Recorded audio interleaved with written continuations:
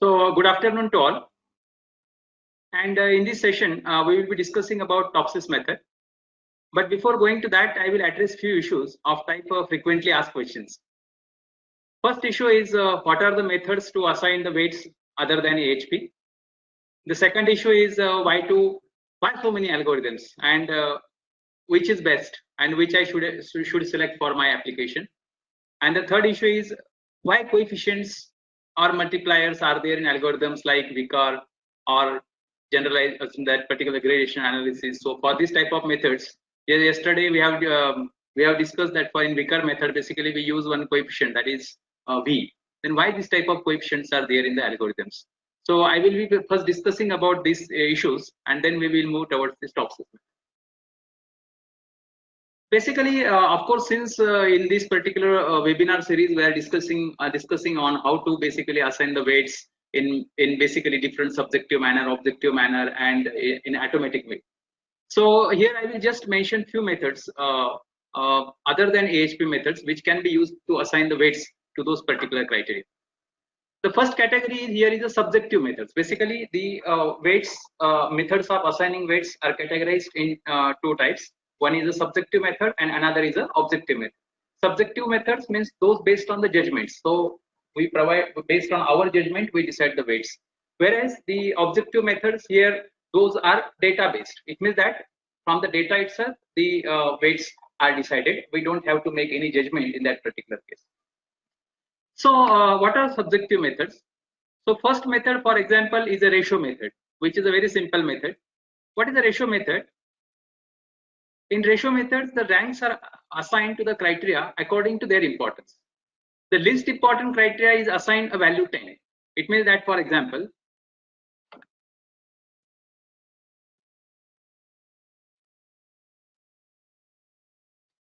say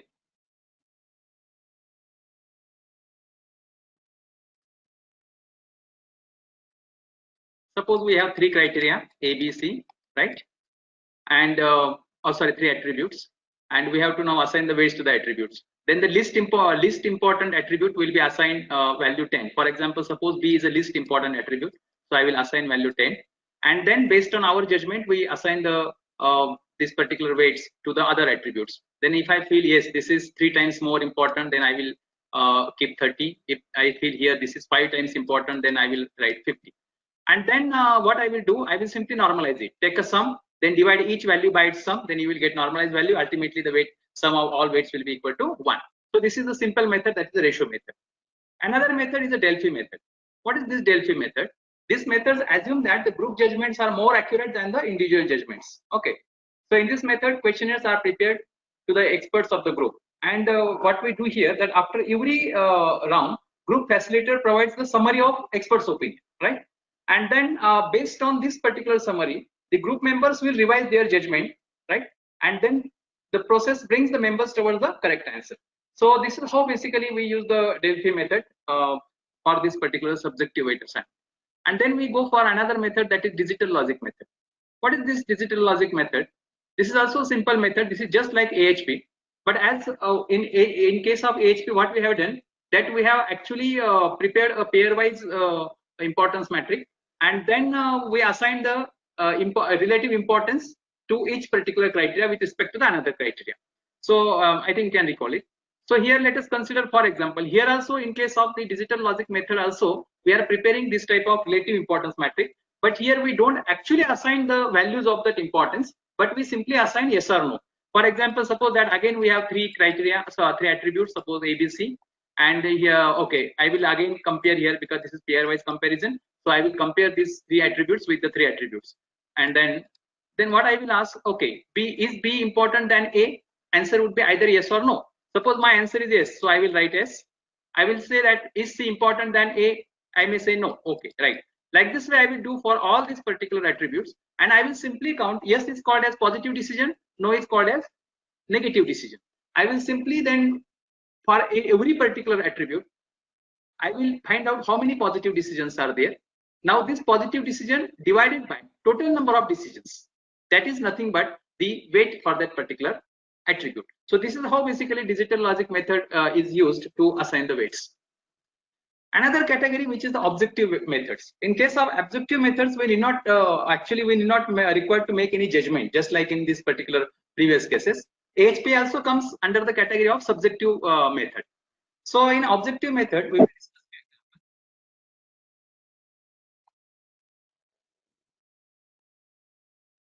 The first method is a critique, that is criteria importance through inter-criteria correlation. How basically we now here this method is used to find out the weights of that particular attribute, right? But in an objective. So consider a problem that suppose there are 8 firms and there are 3 attributes: profitability, market share, and efficiency. And all 3 attributes are to be maximized. My first task is to normalize it, but normalization is done like this, just like over here you can see that is a particular value, this value minus minimum of this particular column. So I will find out minimum of this column divided by maximum of this column minus minimum of this column as given by this particular equation. So thus you can see here how to obtain this value. This 61 minus minimum of this column is minus 34.6. So minus 34.6 divided by maximum value minus minimum value. So accordingly I can find out this. Similarly, I can find out the I can calculate the normalized values for all attribute data. Then basically this particular method works on finding out the correlation. So here we have to find out correlations. So to find out correlation, what is the next step? The next step is what we have to do here. You can see that we apply this particular formula. We have to apply this formula for correlation. Now you can observe here that rho ij represent basically the normalized value of that particular attribute data minus this rho bar is nothing but average. So we can observe here that we have calculated the average of each particular column. So this is the average of first normalized data of attribute 1, normalized data of attribute 2, and accordingly. And divide by under root of. So the numerator is nothing but we have to take the difference between the attribute data minus the average of that particular normalized data multiplied by second attribute data, because since we have to find out correlation here, there will be 3 correlations again. One is between A and B, then A and C, and the third one between A and C. So these 3 correlations will be there. So for these 3 correlations, for example, if I consider I is equal to A and K is equal to B, then this will be representing the correlation between A and B. Now for similarly for denominator, we can again use this particular data, but here we take square of this difference multiplied by the square of the signs and take a summation over all this particular, and then summation for this difference for this another attribute, and then take the product and under root of that. So this is how basically we can evaluate the denominator. So let us see how we can do it. The first task is what we do, that particular value of a normalized data minus average value, right? So I am evaluating this term now, and then yes, and then what we can do similarly for B and C, then we have to take this difference for, suppose I want to find out correlation, so I will take interaction between A and B. So what I will do now, this value multiplied by this value is will be the this particular A into B. Actually it is this term multiplied by this term. Then what I will do now, then I will take the sum. I will take the sum of this particular column. So this sum represent actually this numerator, right, for this interaction AB. Similarly, then I will take the interaction between A and C and interaction between B and C. Then we can find out corresponding sum. So this is how we evaluated this particular now numerator. For denominator, now what we do now, already we have a difference, right? We already obtained this particular difference. This is difference value. Then what we do now, let us take the square of that, right, and sum of each particular column. So thus here we can see this is how we are basically evaluating. So the sum, once we get the sum this particular sum values, they represent. Then what we have to do now, that we have to find out a correlation. To find out correlation, say between A and B. Of course, correlation between A and B and B will be equal to 1. So diagonal values will be naturally 1. But what is the correlation between A and B now? For that one, what I will do now, already we have evaluated the sum of this particular product of the differences. So I will consider this value to evaluate this correlation between A and B. I will be considering now this value, right, divided by. So n13 means this sum divided by. What we do now here, that we have to take a square root. Now since here I am considering correlation between A and B, so here I will be taking these 2 columns, right? So divide by. square root of this value, that is R13 multiplied by S13. So this value divided by this multiplied by this. So this will give you basically the correlation between A and B.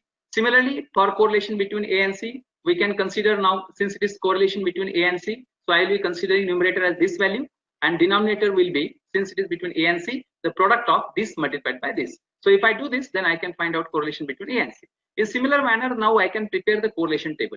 If you recall our principal component analysis, there also we use the similar type of correlations. The Pearson correlation coefficient we have used in case of the principal component analysis. So once we get this particular correlation matrix, what is our next task? Then we have to find out the standard deviation. So we have a normalized data. So we obtain the standard deviation for each column. Then we have to multiply this by the, we can see now. So these are the, what we do next now. That first we subtract this value. So this is the value of correlation coefficient. So this value will be subtracted from 1. So this is what. So I am actually evaluating this term now. So 1 minus this correlation coefficient is 0. 1 minus this is equal to this, and so on.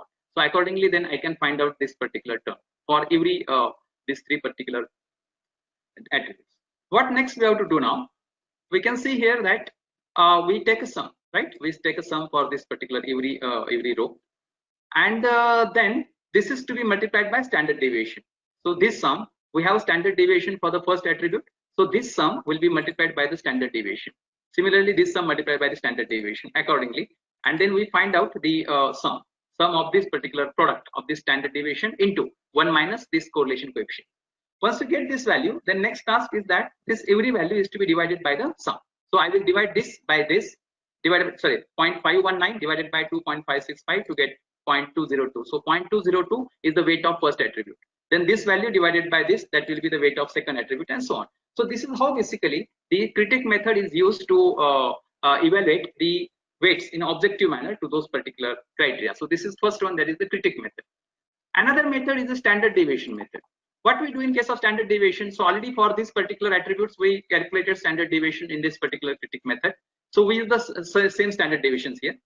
How to find out weight? To find out weight, simply what I will do in case of standard deviation method, that I will take a sum of all the standard deviation, which is fortunately coming very close to 1, then divide every value divided by this particular value divided by this sum. So that will give the weight for that particular attribute. So in this in simple manner, I can simply use the standard deviation to find out the weight of that particular attribute. So this is the second method, that is the standard deviation method. Another method is the entropy method.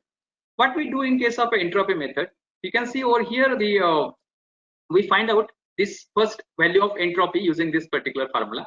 Here Rij in this particular formula is a normalized weights, right? So here what we do now, here we simply normalize the weight by, since all the three attributes are to be maximized. So what we do now, that for normalization we simply take a sum of this particular column, then every value divided by this sum. So that is nothing but your average, that normalized value. So the 61 divided by 157.1 is this value. Similarly, we can find out the normalized normalized values for all other attributes also. Once we get the normalized value, normalized data, this is to be multiplied by natural log of this normalized value. So we can see we prepared another table where we have taken the natural log of this particular normalized value, right? What next we have to do? Then we have to take the sum. You can see here.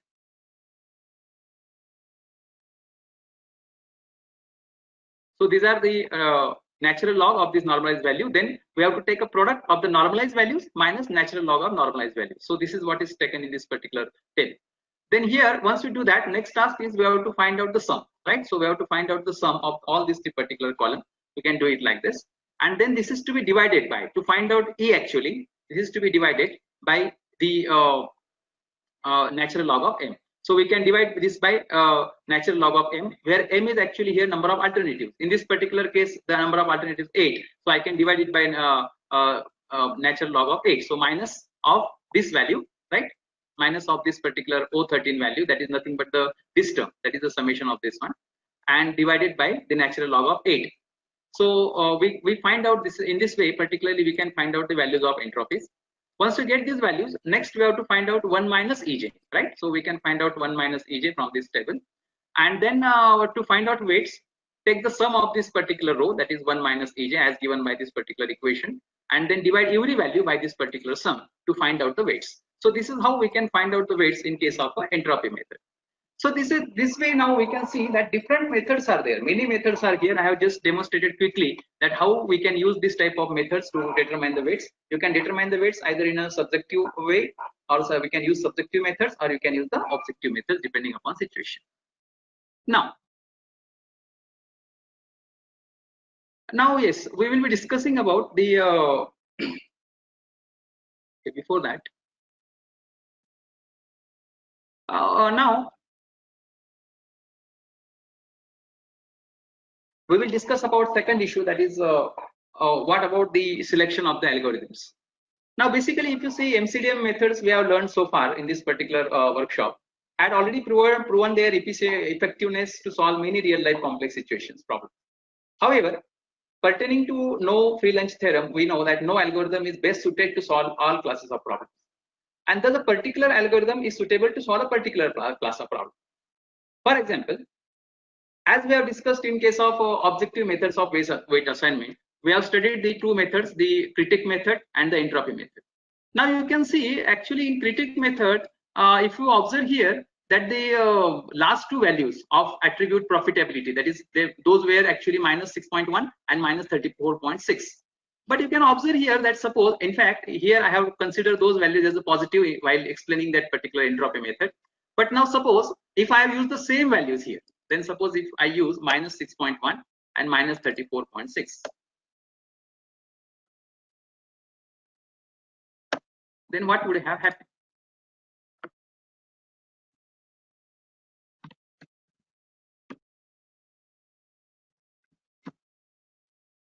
Now you can see when we find out the natural log of these negative values, then we cannot find out it. It means that basically if you observe, but here this negative value here carries some significance, because it means that basically if you see in critic by critic method, we use this data and here the profitability is minus. It indicates that basically if we go with this particular form G, that is not profitable or that do not produce the profit. So therefore we must rather the loss of minus 6.1%. Therefore here that negative sign carries some meaning. But if I try to assign that particular minus sign in case of this particular entropy method, then we cannot solve the problem, because we cannot find out the negative of that particular natural log of that negative number. It means that this entropy method is now not suitable for solving this type of particular problem. So thus you can see then okay, then some people, of course there are some research work is going on that how basically to deal with this type of issues in case of the weaker method. Some few researchers are proposing that if suppose in case all the values are negative, then what we can do that in this particular entropy method you consider that all are positive, and if it is a minimization problem, convert into maximization problem. But in this particular case is more critical, because here all values are not negative, only few values are negative. Then how to deal with this type of situation, that is the issue. So this is how basically it means that the entropy method might be suitable for solving other type of problem, but if we see this particular type of problem, then this particular method is not suitable. So thus depending upon what is the framework of that particular algorithm, that will decide whether that particular algorithm is suitable to solve this particular class of problem or not. So this is how, and we can see then another issue is that suppose for example we have discussed already the SAW methods, simple additive weight methods in my first session, and such a type of simple methods are already available to rank the alternatives, then why we are actually learning Topsis method, or for that matter any other method? Basically every method proposes some different philosophy. Actually it is based on some different philosophy.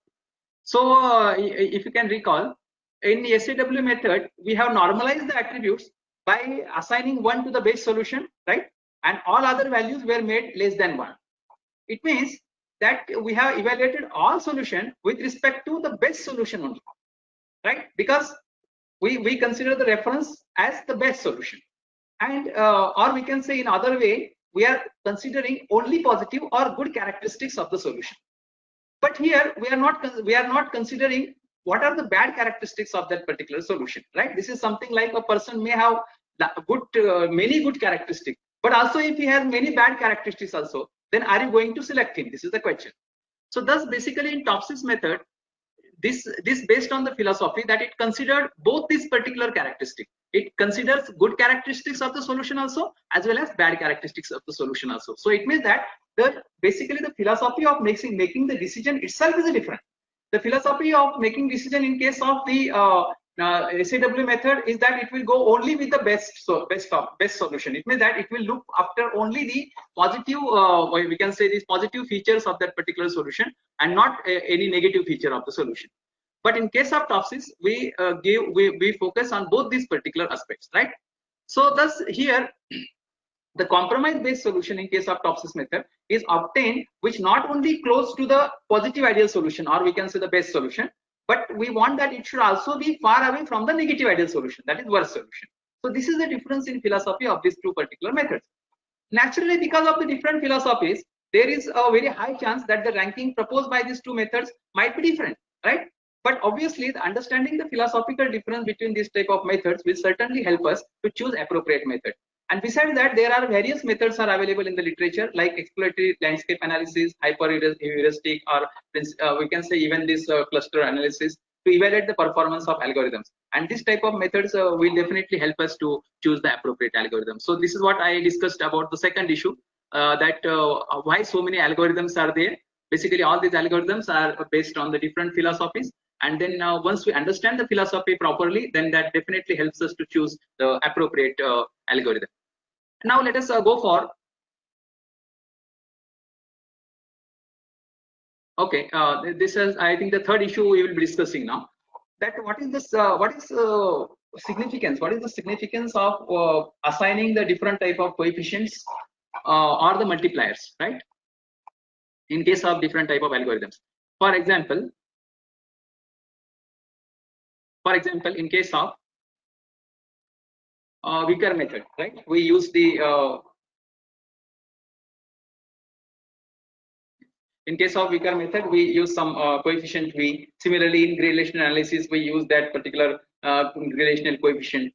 Now, basically, the answer here is that this coefficient offer flexibility to the algorithms to get adapted to various type of situations. For example, if you look at this coefficient V, if you see, basically yesterday we have learned this formula, right, for Vickers method. That is V into this particular one. So this is the normalized values of this particular E, and these are normalized value of the F. So here basically we are considering two terms. One is E and another is F. We assign some coefficient V to this term E, and we assign the coefficient 1 minus V, right? And obviously the value of V should be between 0 to 1. So it means that if I assign V as 0.3, then 1 minus V automatically becomes 0.7. Now we can see here that what exactly E means. If you see the first term, in first term, what this first term suggests, that here we can observe here that this is basically nothing but the product of, right, this normalized. It means that let us consider this as a normalized data. We have considered three attributes: productivity, these three attributes what we have discussed over here, then the market share and the efficiency. And this is the attribute data for these particular three attributes. Then what we do now, that we multiply attribute data multiplied by this particular its weight. Let us assume the weight for this productivity is 0.2, for this market survey it is 0.5, and efficiency it is basically 0.3. Then we multiply 1 by 0.2 plus 0.212 into 0.5 plus 0.996 into 0.3. So this is what we can find out the weighted sum of this particular normalized data. Then this particular is nothing but E, then individual value of E. Then what we do now, that we again normalize it. Normalize in the sense here that we find out which is the maximum value, then divide this, then we can go by normalization as this particular value minus the minimum value divided by the maximum value minus minimum value. So this way you can normalize. But what is the significance of this E? Significance is that basically this E represent here the effect, means it represents the average performance of that alternative, because these are the alternatives, right, along this column. So we can see E represent basically the average performance or the group performance of that particular alternative. What is the significance of F and how we calculate F? For calculation of F, what simply we do now, this is actually this, again we multiply for every particular column, we multiply it by its corresponding weight. So this is what we can say the weighted normalized data. Then what we do now, we find out the maximum value of this weighted normalized data for every alternative. So out of this, which is maximum is 0.2988. It means that other word I can say that alternative 1 is suitable, or we can say alternative 1 is best from attribute efficiency point of view, right? So this is efficiency, third attribute. So it means that alternative 1 is we can say best with respect to this. That is the meaning. So thus we find out the maximum value of this particular weighted attribute data. And then what we do now here, we again normalize it. Again, process of normalization is same, that we again find out this minimum value over here, then this value minus minimum value upon maximum minus minimum, and we normalize it. But what is significance of this f? Significance of f basically here is that it represents the individual performance of that particular, means it means that how a particular alternative is performing with respect to individual attribute, right? So thus here we have actually two terms. One is the group performance, and other term is indicating the individual performance. It means that if you see this particular formula, this formula is nothing but presenting the two performance. First one is performance, that is the group performance, and the second term represent the individual performance. What does it mean now? It means that actually we have this, and v is nothing but a weight assigned to the group performance, and 1 minus v is the weight assigned to the individual performance, right? And the decision is taken, final decision is taken based on both group performance as well as the average performance of that alternative as well as individual performance of that alternative. So this is what actually the philosophy. So therefore now you can observe over here, it means that if suppose we have some situation, that if the decision making situation is that go by majority, right? Go by majority means what? The average performance is more significant. If the average performance is significant, it indicates that we should assign higher value for v, and automatically the value of 1 minus v, that is the weight to that individual performance, will be reduced, because sum of this v and v, that 1 minus v, ultimately this is equal to 1. So if we suppose if we have a decision making situation where we have to go with majority, right? So average performance is more significant, and then you can select v greater than 0.5. Then suppose we have a situation where we have to the decision is by consensus. So in that particular case we use v is equal to 0.5, right? Because equal importance is given to the group performance as well as the individual performance. And consider the third situation, that is suppose we have to go by voting. In that particular case, individual performance is actually more important than the group performance. In that particular case, we must choose the value of v less than 0.5, because here we have to assign more weightage to this particular individual performance than the group performance. So this is what actually this meaning, and thus we can see it means that we have a certain situation. Suppose here I have just broadly classified the situations in the three particular categories. One is that is go with majority, second one is go by consensus, and third one go by voting. But then we can see with this now we can decide if I know my situation, I can appropriately select the value of v. That is, should I go to v greater than 0.5, equal to 0.5, or less than 0.5. So this is what actually the significance of this particular v in case of the weaker method. And similar is the case in case of if you go with the relational analysis. There also the basically here what we want to do, that we want to make our methods flexible, right? What is the purpose? These particular coefficients which are assigned to this algorithm, they offer flexibility to the algorithms to get adapted to the various situations, right? Similar is the case in GRA. So in case of GRA, it asks you, okay, what should be your relational coefficient? Once we enter that particular relational coefficient, then that that is not suitable for your situation, it gives flexibility. That no problem, then you can test with some another value of the relational coefficient. So this is how. So if I have proper understanding about my situation, I can appropriately able to assign this type of weights to those particular algorithms, and these weights actually offer a large flexibility to this algorithm. So this is what the third issue I have actually supposed to discuss. So thus I have basically discussed three issues over here, right? Now let us move to this our method of technique of order preference by similarity to the ideal solution, that is the TOPSIS.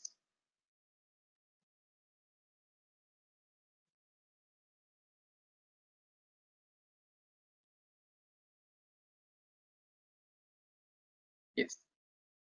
Now already I have given you the idea about this particular TOPSIS, that what is the difference between that previous algorithm, or say for example I will be comparing with ACW, then what is the difference between ACW and the TOPSIS. So here in TOPSIS what we are going to do now, here we have to find out, we have different alternatives. These different alternatives are considered as different solutions. So here what we, out of those, with respect to every attribute, one solution will be the best, right? So what we have to do now, we have to now evaluate the we have to find out the equivalent distance, right, between the best solution and the given solution. And based on that equivalent distance, of course then between best solution and the given solution, Now we get some equivalent distance. Similarly, we get a equivalent distance from the worst solution to the particular solution. And based on these distances, now we take a decision that which particular solution is a compromise based solution. So what is the procedure? So let us consider again the data. So we can see here the procedure of normalization is this only. That is, this is attribute data divided by square root of. We take a square of every attribute data, and then we will take a sum for that particular attribute and square root of that. So this is what a procedure of normalization here. Now let us explain it through example. So okay. So consider this particular decision matrix, right? So suppose here we have 3 robots, and these are the different attributes. So purchase cost is load carrying capacity, repeatability, error, man-machine interface, program flexibility. These are the attributes. And let us say that now, okay, by we have discussed many methods, and we have assigned already the weights to these particular attributes. Then again we have these the qualitative data. We can convert it into quantitative form. So we have suppose converted into quantitative. Then what we have to do now, that we can see now, this is basically, we can see what we obtain here, that this is the weighted normalized values, right? Weighted normalized values means we already have the normalized data with us, that is multiplied by its corresponding weight of that particular attribute. We will get weighted normalized matrix, right? So these are weighted normalized values for every attribute. Then once we get weighted normalized values, then from this first attribute point of view, which is the best solution. Now since this it is a cost, it is to be minimized. So the minimum of this one, so minimum is 0.224. So then we call it as a V plus, right? V plus is basically ideal solution, positive ideal solution, and V minus is a negative ideal solution. So negative ideal solution is obviously in this particular case, which is maximum value. The maximum value is 0.237, so it is a negative ideal solution. For load carrying capacity now, again load carrying capacity should be maximum. So here I assign maximum value. So this is V plus and this is V minus. So likewise now we can find out the V plus value as the V minus value. So then similarly then we can find out V plus and V minus values, that is the for all other particular attributes. What next we have to do now, that we have to find out separation measure. Separation measure means what we have to do now here, I will be considering one particular solution, and then I will find out how much it is away from its ideal solution, right? So for example, what is the separation measure for first alternative? So robot 1 is the first alternative. How will you find out it? We can use this formula. What we can do now here, that we take this value, that is V plus value, we can see here.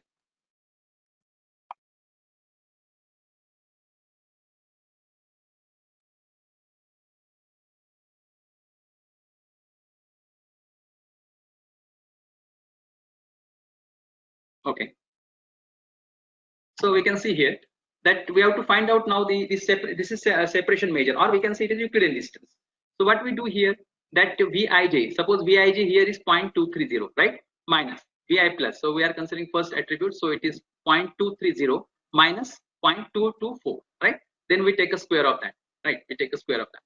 Then what we do now, similarly for second attribute now, we take this 0.0458 and minus 0.0486. Take a square of that. Similarly, we can find out a square like that, and then we get this particular value for one particular alternative. Then we just take a sum of that, and whatever the sum we get, then take under root of that. But this is nothing but your Euclidean distance. So this is how basically we are finding out Euclidean distance between V and robot 1. Similarly, we can find out Euclidean distance between V plus and robot 2 attributes, and similarly V plus and robot 3 attributes. So this way we can find out there will be 3 alternatives, and therefore there will be 3 separation values or the Euclidean distances, S1 plus, S12 and S3, S1 plus, S2 plus and S3 plus. In similar way, we can find out the Euclidean distance between this V minus and the corresponding. So the procedure again same, only thing is that instead of considering V plus, we will be considering the V minus values. So thus we can find out now this this particular Sj minus, that is these are the separation measures. So Sj plus represent actually the Euclidean distance from the best solution, and Sj minus represent the Euclidean distance of that particular alternative from the worst solution. So thus what we do now, that we find out this distance, that how much this particular alternative is close to or it is away from the best solution and how much it is away from the worst solution. So thus we got S1 plus, S2 plus, S3 plus, and similarly S1 minus, S2 minus, and S3 minus. Now once we get this particular this one, then we can see, we can find out that particular rank as Sj minus upon Sj plus plus Sj minus, where what is Sj plus? Sj plus is nothing but its distance from this negative ideal, right? So since here we take Sj minus in the numerator and then sum of this Sj plus and Sj minus in the denominator. So it means it indicates that what we want ultimately, we have to select the alternative in such a manner that it should be maximum away from this particular negative ideal, right? So therefore it means that Sj minus value must be higher, and therefore what we do once we calculate P, this is actually this calculated values of that particular the score, and you can see now we have to consider that alternative for which this score is maximum. Why maximum? Because in the numerator we have considered Sj minus, right? So we have to maximize the distance of that particular alternative from the negative ideal solution, and therefore we consider the maximum value of this one, and accordingly we can select the appropriate robot for my particular application. So thus we can see this is how basically in simple way that how Topsis method works. So here simply we have to find out this particular normalized values. This is the first step. We have discussed how to find out normalized value. To find out normalized values, whatever data is given to us, that particular we have to first take the square, means we have to take a square of all these particular values, right? And then take sum and under root of that square of sum of that particular one, that will give the normalized value. Once we get a normalized values, then our next task is that we have to find out the weightages will be assigned. Then we have to find out the weighted normalized matrix, right? Once we get a weighted normalized matrix, find out V plus V minus for each particular attribute, and then find out Euclidean distance between the V plus and the every alternative, and similarly from V minus to every alternative, the distance between V plus and that particular alternative is S plus, and distance between V minus and that alternative is S minus. So thus we are finding out the distance of the alternative from the positive ideal solution and the negative ideal solution, and then we can find out the rank of that particular score of that particular alternative as Sj minus upon Sj plus plus Sj minus. So this is what is the procedure for the Topsis method. But now here we see yes, then another basically this Topsis method was then again further modified. Of course, number of modifications of the Topsis method are available, but now you can see the another modification, that is a modified Topsis method.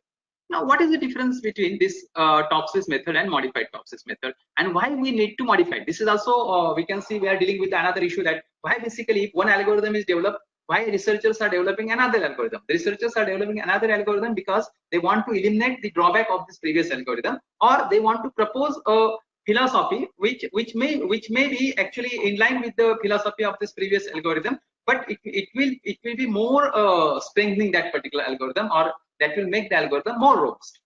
So what is modified Topsis method? It was proposed in by Deng et al. In 2000.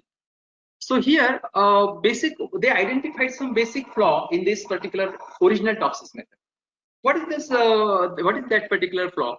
The flaw is that, please note that here when we are finding out Euclidean distance, it is not simply the distance between the 2 points, because here suppose there are 10 attributes, then it means that I am dealing with the 10-dimensional space.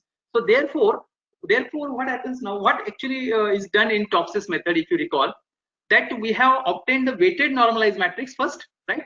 So it means that we got a normalized values, we multiply these normalized values by corresponding weight, so we get a weighted normalized values. Once we get a weighted normalized values, then what we have done, then after that we obtain that particular Euclidean distance, right? But what does it mean? It means that suppose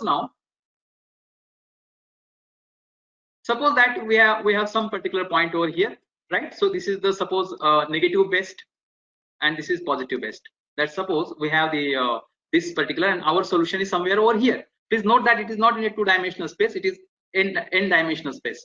So thus we can see the issue is that since we consider already what we have done, we consider the normalized to find out distances, we have considered the weighted normalized values. It means that what happens now, that suppose the actual original distance, if I don't consider weight, then suppose the distance between this particular solution and the negative ideal solution is suppose 2 units, and suppose this particular solution and the positive ideal solution is suppose 4 units. Let us assume that the distance is like this. But once we multiply it by some weight, but please note that the same weight is assigned to the V plus also, and same weight is assigned to the attribute data also. So it means that suppose my weight is 0.2, then this, but the same weight will be there for this V plus also. So therefore this is also 0.2. So what does it mean? It means that this actually this value, distance value will be 0.4, right? And this distance value will be 0.8. But this will be in exact proportion with the previous actually original values.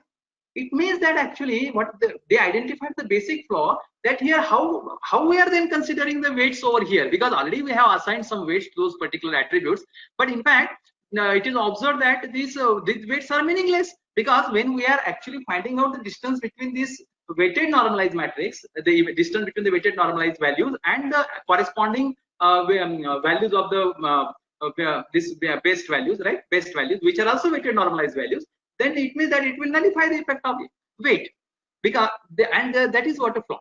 Therefore what those particular have done, this particular people have done, instead of actually finding out the distance between the weighted normalized values, they obtain the distance between pure only these original solutions, right? Means they kept only the normalized data and they obtained the equivalent distance between the normalized data, right?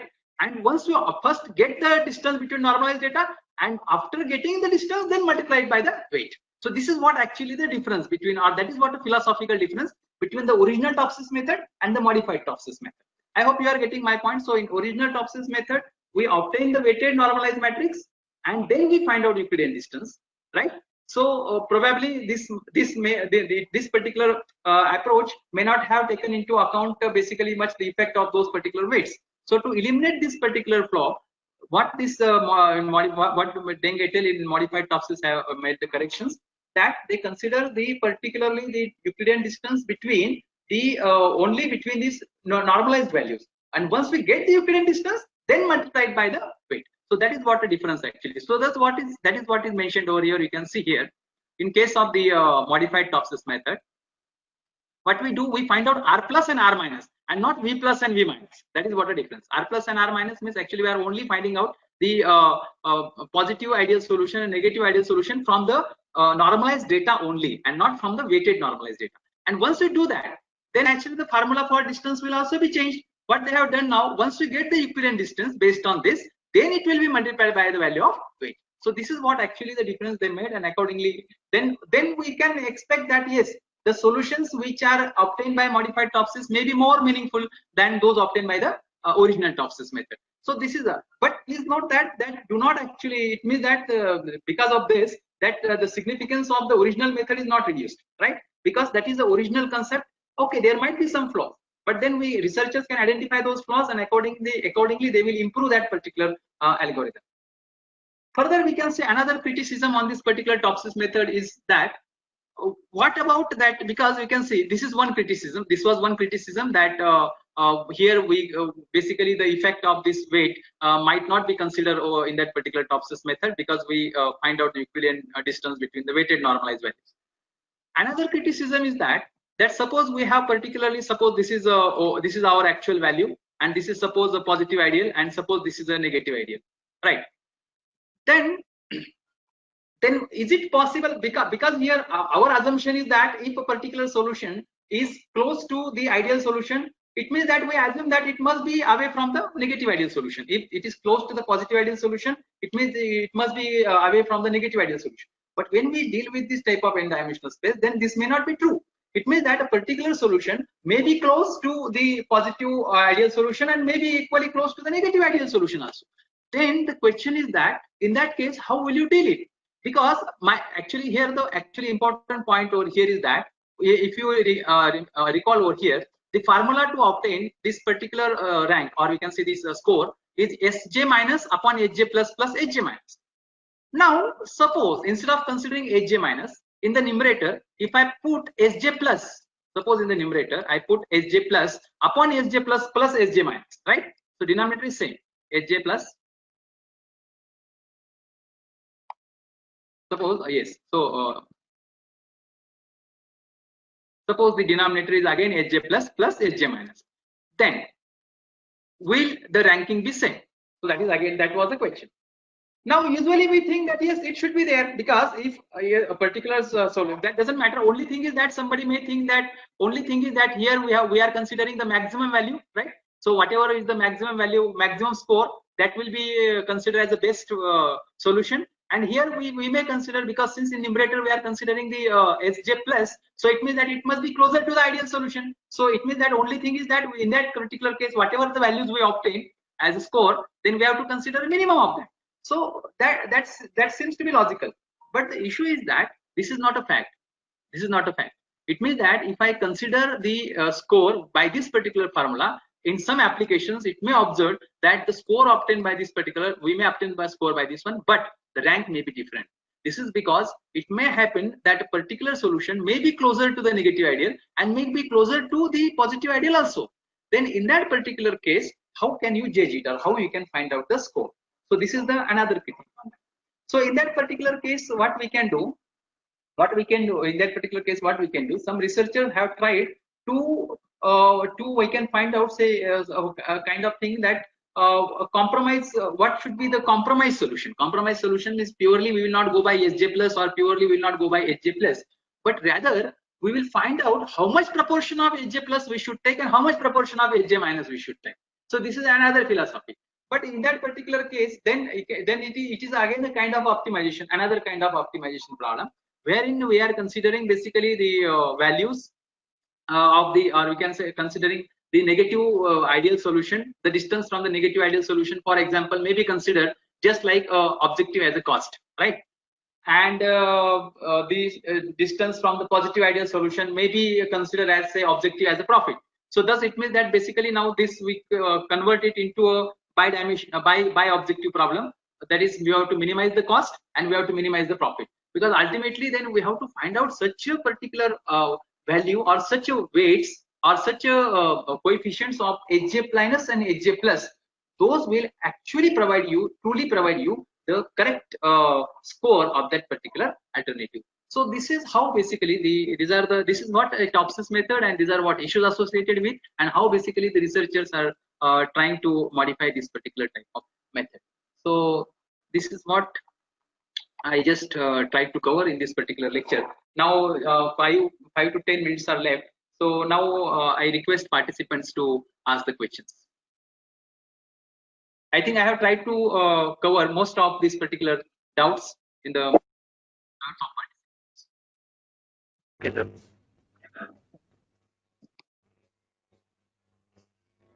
Hello, sir. Hello. Bola sir. Hello. Yes, please. Hello, sir. There is one question from the Deepak Mahajan. What differentiates subjective methods from objective methods? And what is the criteria used to select the either principal component analysis or square relational analysis followed with the Taguchi experiment? Followed with the Taguchi experiment. Okay.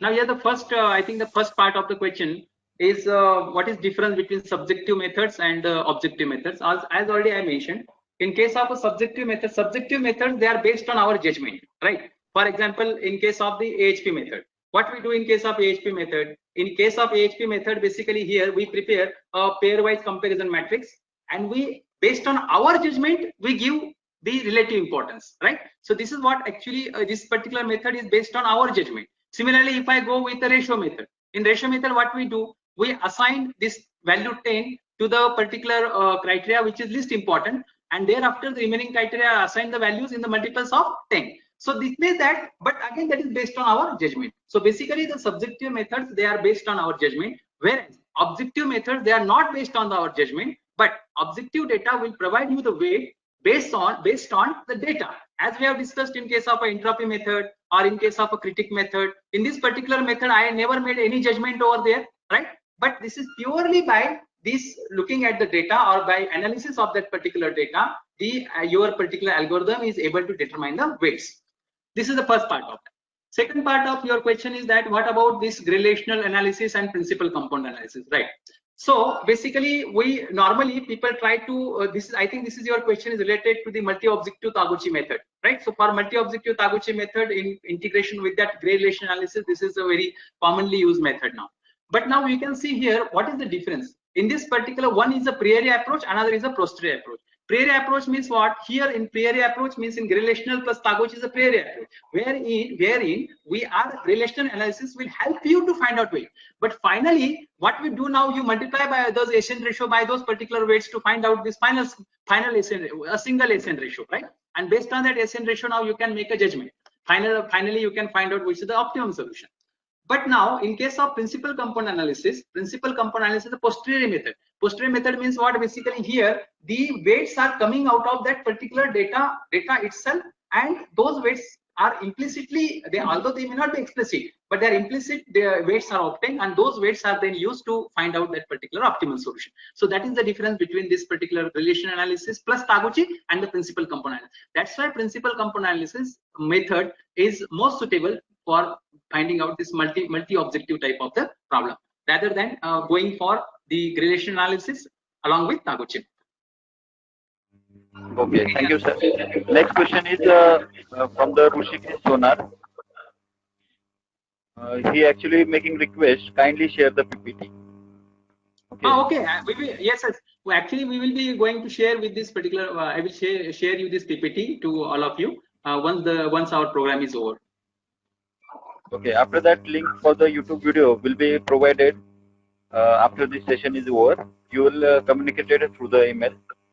For the Vaibhav Potawde, he is also asking the same question.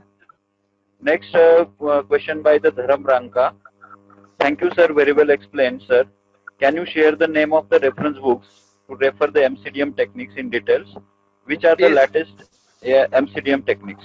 Yes, what we do now, that latest MCDM technique and all those things that you can easily find on internet, that is not a big issue. But what I will do now, that I will be providing you those references in my PPT. Okay. Next question is from the Rajendra Kumar Kapgate. That is, which are the good books for the MODM? Yes. I should not say, but my own book is there. My own book is there now. Recently, it is published in 2020. Evolutionary Computations for Manufacturing, and that is also I have also discussed many case studies and this type of issues, that how to handle this type of situations with different type of algorithms. And moreover, my guide Dr. Rao also had written one very good book on this particular multi-objective decision making method. So those books can be used. Okay, next there is one feedback from the Dr. Vaibhav Hase. Nice session, sir. Thank you very much. After that, what are the changes in Fuzzytopsis? Yes. By Rajendra Shankar. Yes. Now, actually, Fuzzytopsis in fact is a misnomer. Basically, most of the time, what researchers are doing, they are finding out the weights by fuzzy method, right? So they use the fuzzy logic method to find out the weights. For example, when we talk about fuzzy AHP, Fuzzytopsis, and all those particular things, then let me tell you that basically many people, they are actually using the fuzzy AHP method. Then what in fuzzy AHP means, what they are doing actually, they are already we are already giving some weight, right, that are based on our judgment. It means that those weights are already fuzzy, because we are already giving them by, these are not actually the crisp values, these are the values obtained by our judgment. Then if those values are already fuzzy, then why to fuzzify further? So you should see so actually, let me tell you, most of the time this is just to get our paper accepted. But we should see judiciously whether really fuzzy logic, if something, fuzzy logic has its own importance. Yeah, absolutely, I don't deny that. But fuzzy logic must be used in a very judicious manner. Because you see, if something is already fuzzy, then why you fuzzify it further? Now, few people are again using, even for attribute data, they try to use the fuzzy logic. Then if something, for example, a cost, if suppose a particular supplier has actually specified the cost as, say, for example, 30 rupees. Now you tell me, or 30,000 rupees, whatever it is. Now you tell me that this value is a crisp value. Then why again these particular people, while writing the attribute data, they are writing in a fuzzy form? What they will do, they will write it, instead of writing 30,000, they will write it as 20,000, 30,000, 40,000. Means what ultimately happen, if I go with a triangular membership function, the average value will come again as a 30,000. Now the issue here is that we have to see judiciously really fuzzy logic is useful or not.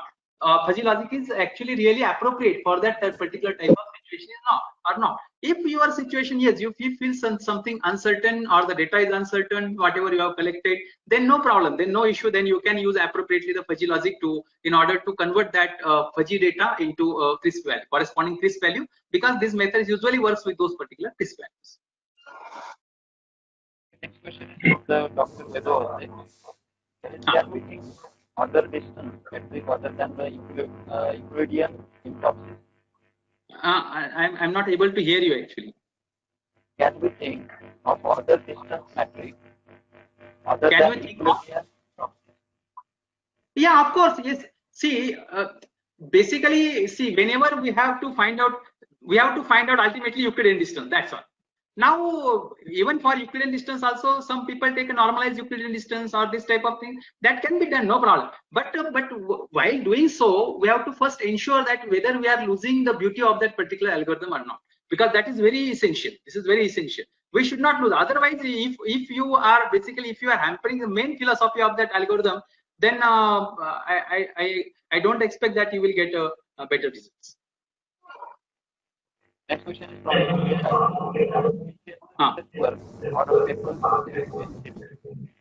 No, I'm not able to hear you. Hello. Hello. Hello. Please speak loudly. Next question is. Please share research work or papers related to MCDM. Okay, no problem. That along with our that material, okay, course material that we will send it. Okay, sir. Then other all the feedbacks from the different audience. Good session and very well explained. All sessions were helpful from the research perspective from the Shivangi Thakkar. After that, there is one question. Can we use fuzzy values obtained by author to any other problem? For what? Fuzzy values obtained by? The question is mentioned by the Bhanudas Bachchao. Can we use fuzzy values obtained by author to any other problem? Obtained by author? Yes. Not able to understand the question. Yes. Sir Bachchao, sir, please retype the question. Your question is not understanding. Okay, next question is. Or you can raise the hand and you can directly you can unmute him. No, sir, that facility is not available. Okay.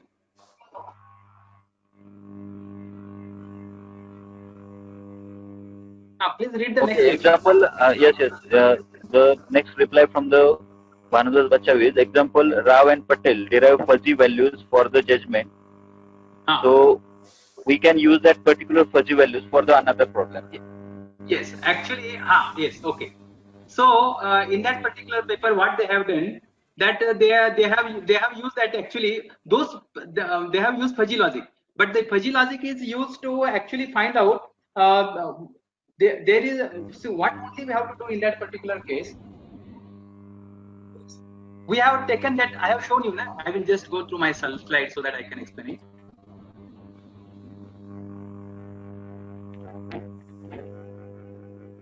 Now, is it visible to you? Can you see this slide? Hello? Tangre sir? Yes, sir. Hello. Now, actually, I think you are talking about this scale, right? So, in their paper, actually, they have not fuzzified either that particular weights or something. Only thing is that while converting, suppose just like for our robot example, right? Suppose here these are qualitative data. Now, how to convert that qualitative data into quantitative data? For that one fuzzy scale is used. This is first thing we have to understand. They have not actually fuzzified any attribute data or the weights or nothing like that. Only thing is that the qualitative data is converted into quantitative data by means of this particular fuzzy scale. Now you see now your question is that suppose I have 11 I have suppose 11 point fuzzy scale, right? And already I have developed it. And I have used this. I have got this particular crisp code. Now I think your question is can I use this CRISP, directly use this CRISP-4 values to my problem? The answer is to some extent yes. But you see, why we go for, otherwise you see, if it is 11-point scale, if I directly consider M1 at 0, this is 0.1, 0.2, 0.3, 0.4, 0.5, 0.6, 0.7, 0.8, 0.9, and 1. Then what is the difference actually? Then why you are going for CRISP-4, right? Because here the issue is that mainly when I am using the fuzzy logic, I am using the fuzzy logic when I don't want to use that standard scale. I have my own situation, because we know that we are giving some, particularly you can see at the membership value 1, we assign some, for example, say we have the very low temperature, medium temperature, high temperature. Then what should be the value of medium temperature, CRISP value of medium temperature? What should be the CRISP value of low temperature, high temperature? Now you see, this will matter. Actually, this will decide what will be your CRISP score. Now it is actually absolutely your choice, because you are solving your problem and you have to decide what should be the CRISP values of those particular levels. Suppose I consider 3 levels, low, medium, and high. Then what should be the CRISP values for those 3 levels? Now, if I use the same CRISP values for those particular 3 levels, then yes, you will get the same solution. But for your particular application, I want to use the different values for the CRISP values for the different levels. Then in that particular case, you will get a different CRISP scores. Then you should use that scale. So therefore, it is absolutely that problem dependent. So if you want to go with fuzzy scale, then don't use, my recommendation is that don't use the fuzzy scale developed by some another person, because that fuzzy scale might be developed for his particular application. What you do for your application, you develop your own fuzzy scale. Otherwise, if you don't want to go with that, then don't use any fuzzy scale or anything else. Simply use 0, 1, 2, 3, 4, 5, 6, 7, 8, 9, and 1. 0.1, 0.1, 0.2, 0.3, 0.5, and 1, like that. That's all. Suppose it means that if it is below average, I can simply assign 0.4. That's all. Average, I will simply assign 0.5. Next. Okay, thank you, sir.